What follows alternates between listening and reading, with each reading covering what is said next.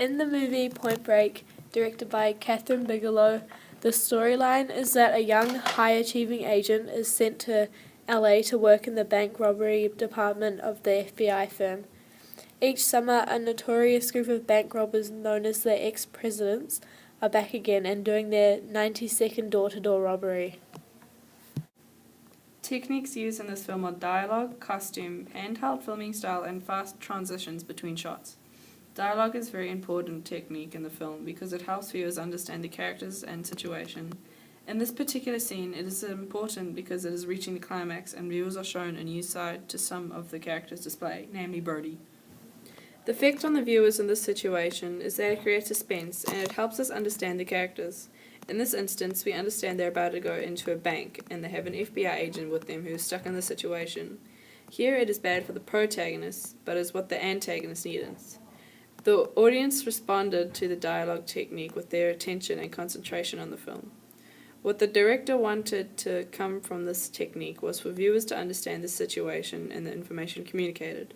The director wants watchers to understand about the film and the problems, and hear who the real antagonist is. About the genre, the director wanted to show the multiple classes it fits under, which are action, thriller, and drama. There are many meanings to this film. Dialogue technique adds interest to the film and quality for the audience, depth and understanding on the characters, and understanding on the genre. The director's intentions and overview of the characters and situations and emotions, and emphasis on the mood. It also makes the movie appear intelligent and of high quality. A technique that is very important when using dialogue is transitions. In Point Break, there is no slow transitions with fading light. It is all sharp and clean, and viewers are shown two different paces and styles of transitions. The first is in the van, where there is a lot of dialogue between characters. The director has these smooth transitions to give it a real feel for the audience. There are no pauses, and it is exactly how a real conversation would be spoken. The other example of transitions from short sequence is when they all go into the bank to do the robbery. As soon as it commences in action, the transitions are fast and panicked and going at a rapid pace. The director's intentions of this is to make the situation feel dangerous and action-packed, and is also at the same time viewers are shown a lot of different scenery. This rough style also helps us understand the genres action and drama. It helps explain and communicates the characters because Brody is someone who is looking for the action and the ultimate rush. It helps us understand Johnny because he is finding it fast and panicked.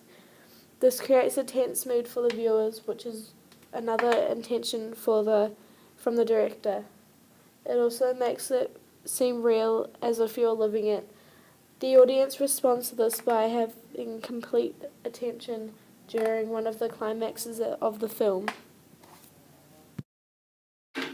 A technique that works well with transitions is costume. In this sequence, it is especially effective because as the antagonists get changed into costumes of some of America's ex-presidents.